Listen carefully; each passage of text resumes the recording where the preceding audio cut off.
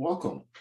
So when we met in the last week, we began to look at hypothesis testing, and we looked at two scenarios. We looked at when you have population standard deviation given, and also we looked at when you have population standard deviation not given. Today, we're going to look at a slightly different scenario. Just like in confidence interval, sometimes you have scenario where you are giving a question, or you're given a scenario where you have to deal with proportions or percentages. So remember, right, in a basic hypothesis testing, what usually happens sometimes is a company, or an organization, or a group makes a claim, right? They make a claim about the population parameter. So they say, for example, my car gets you 40 miles per gallon. Now, you or another organization now believes that that claim is untrue.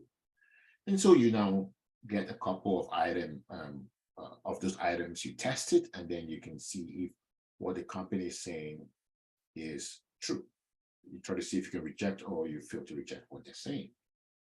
Now, in many of those scenarios, right, there is a figure or a value given. So the company says 50 miles or 40 miles per gallon.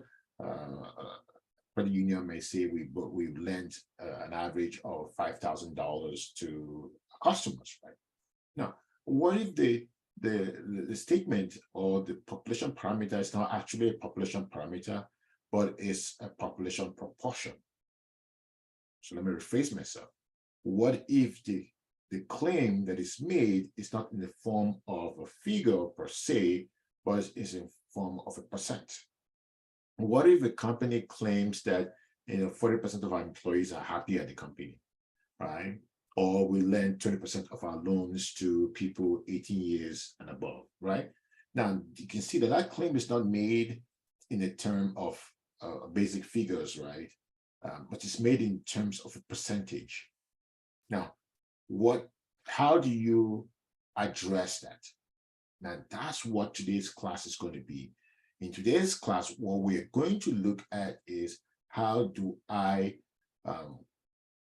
investigate, analyze, or how do I address a claim that is made in terms of a percent, right? So, like I said, if a company says that, hey, 20% of our employees like this, or for example, its teacher says that 40% of my students love online school, how do you test that? And that's what we're going to do today.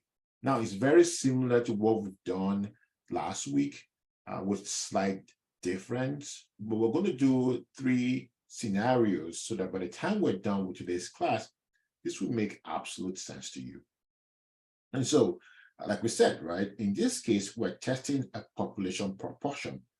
So there's a couple of things that we need to get comfortable with. And we've done this before, but I want to state them again, right? This stands for population proportion, right? It's a percentage or a proportion that represents the population, just like a population parameter is a numerical description of a population. This is the same thing. It's a description of the population, but in terms of a percent. You have a p-hat. This is called the sample proportion. So this is the same thing as saying the point estimate, right? So it's also a numerical description of the sample, right? And if you remember what we did in binomial distribution, another way you can find sample proportion is your x over what? N. X stands for the number of successes. So to binomial, right? Remember when we're dealing with proportions, how to solve them is we're looking at solving them using binomial distribution, right? To basically approximate the scenario we're faced with. And so X will stand for the number of successes, and then N is your sample size as always. So as you know, right, N is a sample size. And then to find your Q hat, it's going to be 1 minus P hat, right? And then to find, if you have to find your p hat, I mean your q hat, your q is equals to 1 minus p. As you remember, right, you know that your p plus q is equal to 1. If you remember, we did this in binomial, right? So P usually stands for probability of success, Q stands for probability of failure, and in the binomial scenario, there's always going to be only two outcomes, right? And so positive or negative failure or success in the terms of the researcher, right? And that's what's called a binomial, because there are only two outcomes. And they're all percentages, right? So you add them up, they give you 1, because remember, total probability always has to add up to 1. All right. And as you remember, right, every time we're solving questions involving proportions, we always want to make sure that it's going to be in the form of a normal distribution, right? And we've said that in prior classes that to be able to ensure that you're solving a question that is normally distributed, write that clearly, right? We need to make sure that n times p and n times q is greater or equal to 5, right? For a binomial distribution. All right. So this is this is kind of the basis behind solving this question, and I hope this makes a lot of sense. Remember, you're trying to approximate a normal distribution, right, with this, right? And so the whole learning of what sampling distribution is actually comes into play in solving this question, right? Okay, so let's go over some of the steps that I use in solving hypothesis testing for proportion. First, the first step you need to do is to tell us what you're doing, right? And so you have to come up with your hypothesis statement. And so basically we need to know what H sub O is and what H sub A is, right? That's our first step. The second step is we need to be able to tell what our level of significance is, right? Because we're going to need that to know the level of risk you're willing to take, right? And our step 3 is we need to talk about what type of test it is. This is very important, right? Is this a left tail test? Is this a right tail test? Or is this a two tail test? Right? Now, once we have decided on that, our next step is to do our test statistic. Right? Our test statistic plays a very important role, right? We want to know what our test statistic is to move forward. I'm not talking much about this because we covered this in last week. So if you're still confused about what the test statistic is, please watch the previous video because we covered this in detail. Once we do that, right, the next step is to find our critical value. Right? Because remember, the critical value creates a boundary for us, right? That way, we're able to know if we're going to reject or fail to reject H sub O, right? And so once we create a critical value, it allows us to, whether H sub O is rejected or we fail to reject. And we're able to do that because we're able to compare what our test stat is to what the critical value is, right? And once we're done with that, we now interpret our results. So that's the basic steps that we follow in proportions. One thing I forgot to say is that even before we start from step 1, the first thing we need to do is always make sure that n times p and n times q is greater or equal to 5, right? And that way we are able to go ahead and solve that question, unless if we're told in the question that it follows a normal distribution path, then you may not need to do that, right? All right, so now that we've kind of looked over the steps, and you see that there's a lot of similarity between what we did in prior week to today's class. So I'm going to walk you through the questions. And so if you can go into your module, you pull your Excel file for hypothesis testing for proportions. Sometimes you can also find it in the announcement. if you're able to pull that up, you can actually follow along with us, with me, as I will solve the questions. My goal is to solve 3 questions. I'll solve the one on the UCLA researcher. I'll solve the one on the PCC business division. Then I'll solve the third one, which is question 7. And then I'll give you guys a chance to get some extra credit for this week. So pull up your Excel and let's do it together. I think when we work on this together, it gets simpler, right? All right, let's begin. So that's the first one. So you see UCLA researcher. So I'm going to do that one first. All right, let's make it a little bit smaller. And let's get rid of this to give some space. All right. So when you're solving a question like this, right, it's very important to kind of try to see what's going on here. Now, we're told that UCLA researchers claim that less than 50% of US adults have accessed the internet over a wireless network with a laptop computer. So you can see that this is a statement made by a body, right? And so the second sentence makes us know even clearer if you're confused, right? In a random sample of 100 adults, 39% say that they have accessed the internet over a wireless internet network. So that tells you clearly that what the UCLA research are claiming is this number or this percent is your population proportion, right? That's your population proportion right there, right? That's saying 50%, right? And that helps you because the reason, if you're even confused, you can see the second one now says in a random sample. So this 39% comes from the sample. Since it's a number, a percent that comes from the sample, this by default becomes your sample population or p hat, right? Because this is emanating from your sum of 100, right? That's how you can tell the difference between sample proportion and population proportion. We're told the level of significance is 0.01, right? And so we've gotten a lot of the information that we need to solve this question. So the first thing we will need to do is, like we discussed, is step 1. So I'm just going to come here and say step 1.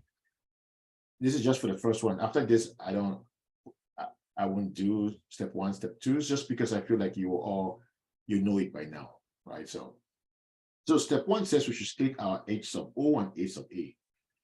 And remember, we've said that, if you remember, we said that H sub O tends to be, equality, right? And our H sub A seems to be about inequality, basically. So it's the opposite, right? And so that helps us set up our question. So the first sentence actually does the whole thing for us, right? It says that they claim that less than 50%, less than. So where's the less than sign? It's right here. So it means that we are being told here that H sub A less than. And remember, right, our hypothesis is always about the population parameter, or in this case, population proportion. And so we're going to use that. So that means that our here is what? Less than 0.5. Now you don't have to write it this way. If you prefer to write, you can write that. You can also write as population proportion is less than 0.5 or 50%. Right. And so because you've used the less than, right, by default, this becomes greater than or equal to, right? So by default, your H sub O, right, becomes population proportion is greater than or equal to 50%. Right? So you have it all set up for you, and that's the most important step, right? Because now we know what we're looking at, right? if we fail to reject, then we have A sub O. If we reject A sub O, then we go to A sub A, right? Which is the claim that the UCLA people, researchers are saying. All right, so that's step one.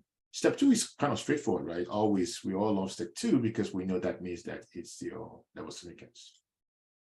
All right. Step three is asking us what type of test it is. Since it has, remember we said that if your A sub A, if it has the greater than sign, less than sign, not equal to. This is two-tailed. This, because this is showing you less than, right? This will be what? This will be left-tailed, and if it shows greater than, this is a right-tailed. Right? So by default, this is a left-tailed test.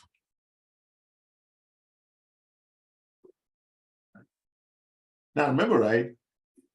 If you were solving this question, the first step, obviously, why we say this is the first step, your professor might want to test and see if you even know what we are doing, right? And so your goal would be, well, you know what, the first thing I need to do is to see if I can even use normal distribution to solve this question. That would be your n times p and your n times q, right? Want to make sure that it's at least 5, right? And so that would be equal to your n is 100, your p is 0.5, and we know that q is the same thing as 1 minus what's p, right? And so this will be equal to 100 and your q. So you can see that in both cases, right, they are at least 5, so we can proceed with our process, right? So n, p, and q are at least 5, so we can solve the question. All right, so let's go to step 4. So we've gotten to step 1, we got to step 2, we got to step 3, we got our key scenario solved here, so we're good to go, right? Evidently, you want to have this one first, right? So we want to actually have this one first before we even start anything. So, all right. So now let's go to step 4, which is just do your test stat. Now, I apologize that I'm just doing it all over the place, but I'm trying to save space and make it big so you can all see. If I make it wider, then it becomes kind of tiny. And so I'm trying to do everything in one small space. But I'm hoping that when you're solving yours, you know, it's your screen, it's your Excel, you can give it a lot of space, right? All right. So to find our test stat, right, our formula for our test stat is actually given as to find the formula we're asked to do is going to be your p hat minus your p over the square root of p times q over n. Right, that's what our formula is. And we know what our p hat is, we know what our p is, we know what our q is, and we know our n. So we can go ahead and solve it. Now you can go and solve this in one motion. If you're someone who is not comfortable with Excel, you can do it in 2 parts. So solve this first one, then solve the second one, then divide it. Whichever way you want to do it is fine. I'm going to show you the 2 ways, and then from the second example, we're going to go straight into the more elaborate way. But for the first one, I'm just going to show you this 3 steps. So I can do the top first. I can say the top one is equal to p hat, which is this one, minus p. All right. And then for the bottom one, we can do the square root of your p times your q divided by your n, and then we just divide the 2 of them, and that gives you your answer, your test stat. Now, for those of you who are really good at Excel, you might just want to do it in one motion, right? You just do equal to, you do your p hat minus your p, right? Put it in parentheses.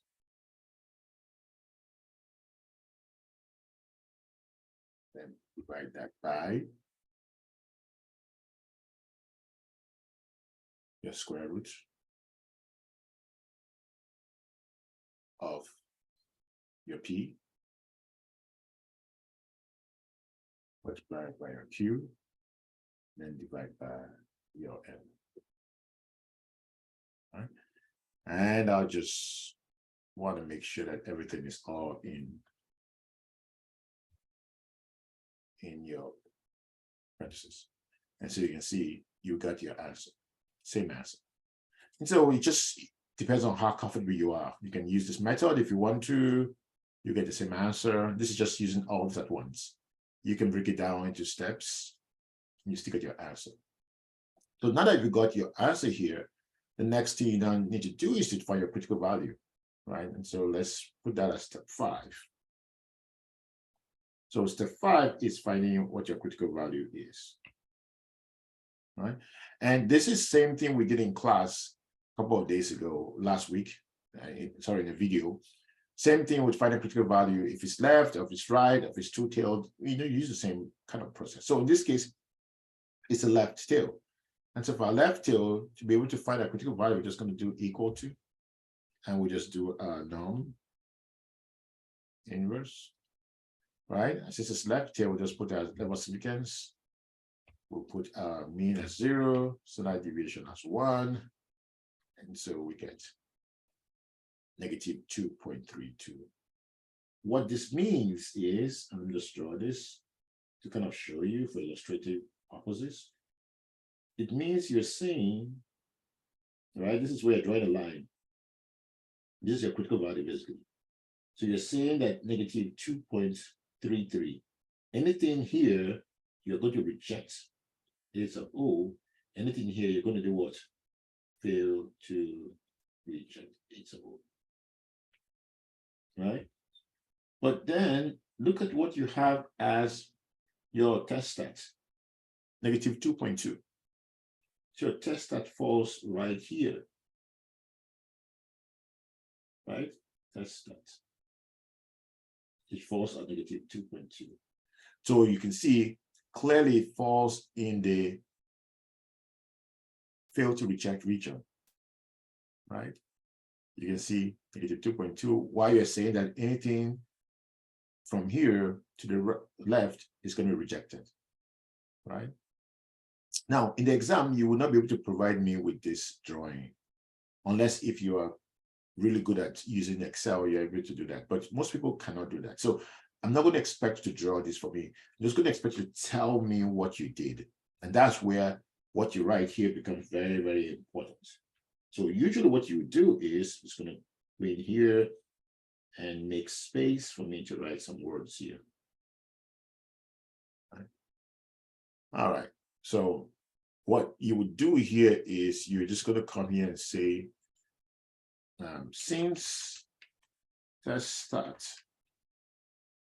falls in the fail to reject region, or you can just say it's before the critical value on the left side. That's correct too. We fail to reject. So that's the decision you've made. That's the decision, right? Now the last step is to interpret. So now you have to interpret the results. What does that mean? Right? What does it mean? Since the test stat falls in the fail to reject, I can't even spell fail. All right, I fixed that. All right. So if you fail to reject A sub O, what does that mean? Because remember, this is what A sub O, let's go back. A sub O says population proportion is greater than or equal to 50%. We fail to reject that. The question was, is there enough evidence to support the researchers' claim? They claim that less than 50% of US adults have accessed the internet over a wireless laptop printer. Right? So if we fail to reject that, that means that that claim that that's made by the UCLA was we were able to prove that that's correct. So for interpretation, we're going to say we do not have sufficient evidence at what percent we're using. In this case, I think it's 1%, right? So we can go ahead, double check, see 1%, right? 1% level of significance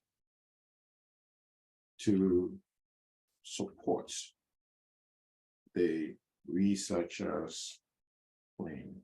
Then you can go ahead and write all that claim is, right? And that's a whole that claim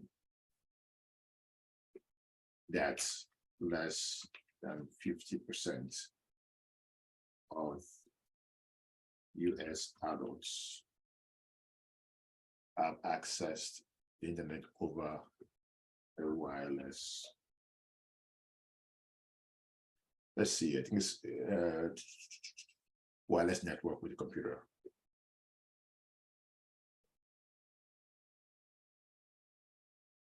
All right. So you're basically just stating the obvious, right? So you can go ahead and do that, and then that's your answer right there, right? With a computer off. Okay. So it gets really easy. Once you're able to understand what the question is, solving it becomes pretty easy. So let me just see if I can just make this smaller so you can see better.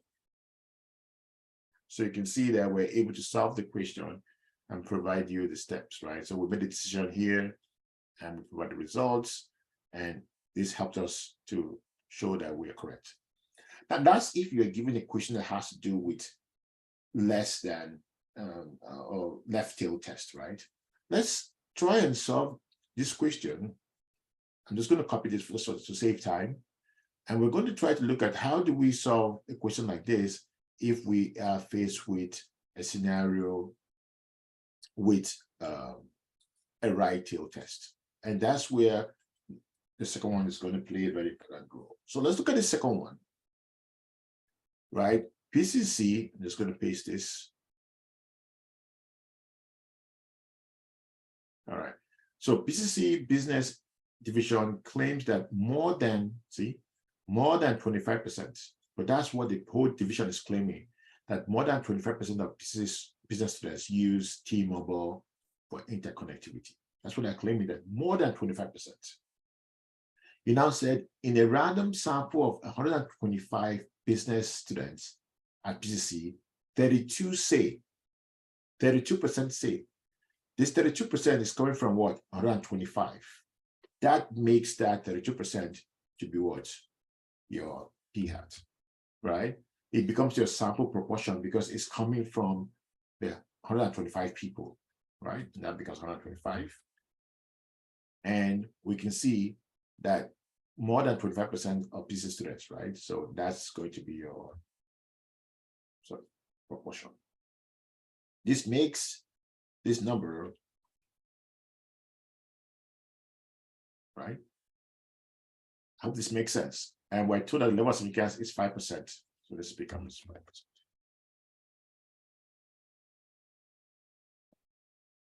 I hope by now this is beginning to make sense, right? You begin to see that this is not actually difficult. You just need to understand what sample proportion is and what population proportion is. Population proportion is about the entire area you're looking at. So that's the population. Sample proportion is from the sample, right? The percent that represents the sample. So once you know this, right, this becomes pretty easy. And remember, usually your claims are usually about the population parameter or population proportion. So we're told here that more than 25. So we know, right, from what we've talked about in class, we know that H of O usually is going to be in this format, but H of A usually is in this format. So when it says more than, right, we just knew it was going to be this one. So we know that more than ties into H of A. So without even worrying, I know that I have to write it in terms of A, right? H of A, right? Proportion is greater than 25%, right? So this statement that says more than 25% goes to H of A, because H of A is the one that has the more than, right? And once we choose this one, we know by default that means that the opposite will be this, right? And so for H of O, it will now be population proportion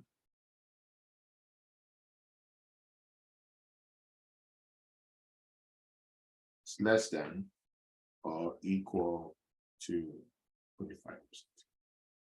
Right? So you see, you set it up, right? Easily. Now, like I said, if you're someone who likes to do things cleaner, you can always go to insert, you can always go to symbols, and you can select the symbols to use, right? You don't have to type it out if you don't want to, right? All right.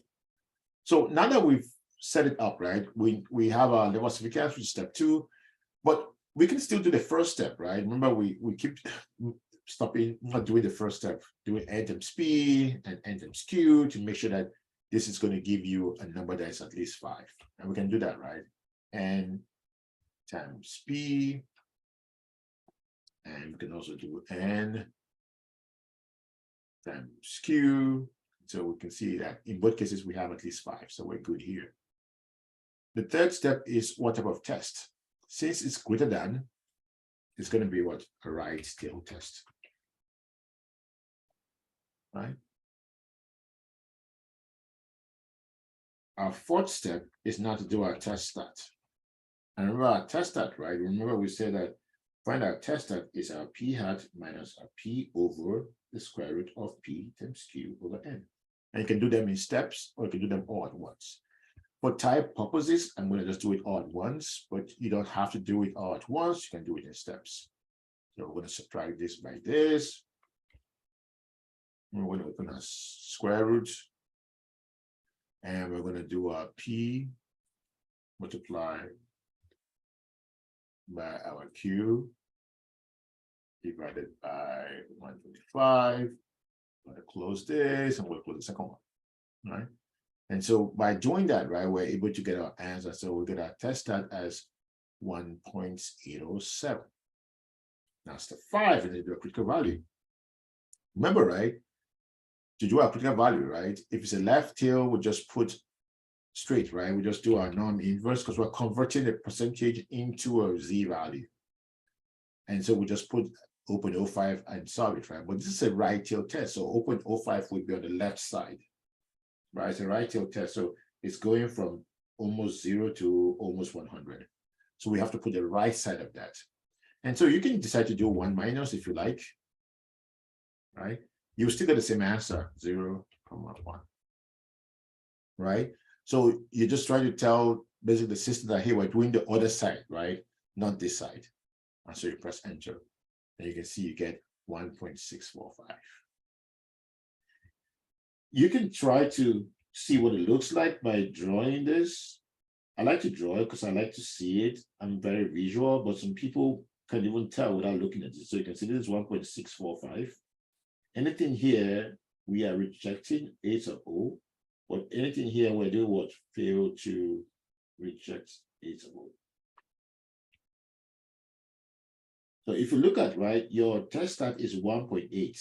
So that means your test stat falls somewhere here, right? Your test stat is 1.8. So you can see you are rejecting 8 of O, right?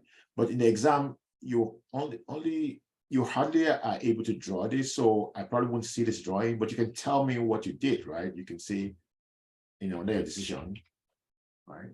You can just say that since test stat is greater than critical value on the right tail, we reject is. You don't have to say this one. You can also say that since the test stat falls in the rejection region, we reject is above. It's just for you to let me know what you did, right? So I can tell that, oh, this is what you did, right? And then interpretation, right? So now you can see the question is there enough evidence to support the business claim? The claim was that more than 25% of business students use T-Mobile. So the claim was on A sub A, more than. And since we rejected A sub O by default, what it means is that we are accepting A sub A. So we can say that we can conclude at 5% level of significance that there is enough evidence to support PCC business division.